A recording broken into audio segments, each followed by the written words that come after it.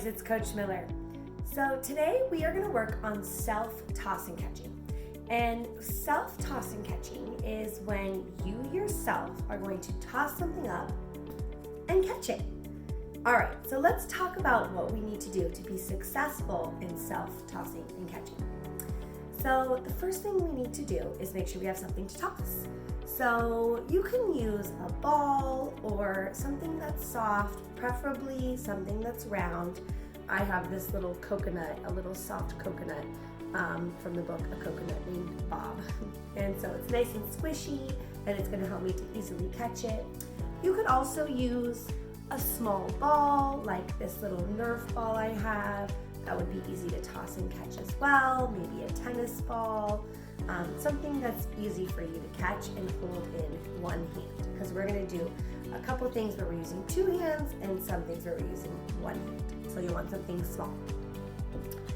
So when we are tossing and catching, there's a couple things that we need to remember. So the first thing is we need to make sure that we are tossing it so that it goes straight up and down, so it's easy for us to catch. We don't want to be tossing it all over the place and having to run everywhere to try to get it. So the first thing we need to do is make sure we're tossing it at the correct level. So we are going to use our waist level, and we're going to put our item, our stuffed animal or our little ball, out in front of us. Now we can start with two hands or we can start with one hand, whatever's comfortable for you. But what we're going to do is from our waist level, we're going to hold it out in front, just like this, okay? And this is a good level because we don't want to toss it from way up here, all right? That's going to be hard for us to keep it straight up. All right, so waist level. And the next thing we need to do is know where to release or let go of our item. So I want to release, when I'm doing a self-toss, I want to release straight up, okay? And I'm going to show you without an item in my hand first. So I'll pretend I have an item with my hand and you do this with me, okay? And I'm going to toss and see how my hands go straight up and catch. Let's do it again. Ready? Toss and catch. Good. Now, the reason I want to let go straight up is because I want my item, my ball or my stuffed animal, to go straight up and back down, so it's easy for me to catch. What do you think would happen if I let go or released back here? You're right, it would go behind me, and then I wouldn't be able to catch it myself, or I'd have to run over to get it. What if I let go out here like this? Good, it would go in front of me, right? So I don't want that to happen. I want to make this easy for me. So I'm going to release straight up in the air. Okay, so we know we're starting at our waist level and we're tossing it straight up in the air. What's the next thing we need to do? We need to have our eyes on the ball or on our item. Okay, we're going to watch it go all the way up and all the way down. Watch my eyes all the way up and all the way down, so I know exactly where it is. If I accidentally toss it to the side, I can run over and get it, okay? Because I'm watching it and I know where it is. If I just looked straight and tossed it up, well, it was kind of easy because I could see it in my camera, but I wouldn't know where it was. It would be hard for me to catch it. Okay, so waist level, straight up, release straight up, eyes on the ball, and the last thing is our hand position for catching. I'm going to put this down just for 1 second so I can show you. When we're talking about catching, whether we're catching something that we threw ourselves or something that someone threw to us, we have to have the correct hand position.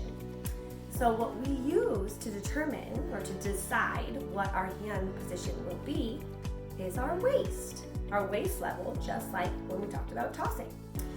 So when we catch something above our waist, okay, our hand position looks like this, and our thumbs are together. When I say thumbs together, I mean our thumbs are facing each other. We kind of make a W with our hands. See my W right here? Okay, so when I'm catching here or up high like this, that is my hand position. Thumbs facing each other. When I catch at or below my waist, I switch from thumbs to pinkies together. Okay, that's how I switch my hands. So when I toss something up and I wait for it to come down to my waist, I'm going to catch with my pinkies together. But if I throw something up and try to catch it above my head, I use thumbs together, okay?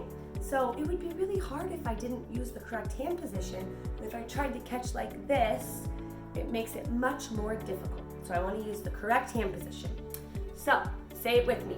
Above the waist, thumbs, okay? And below or at or below the waist, pinkies. Great job. All right, what we're gonna do now is we're just gonna do some challenges together, okay? I'll give you time to practice each challenge. Watch me so you know what to do, and let's have some fun tossing and catching. All right, here we go. Remember, toss out in front at waist level, release straight up, eye on the ball, catch with correct hand position. Pause the video and get something to toss if you haven't already. Here we go.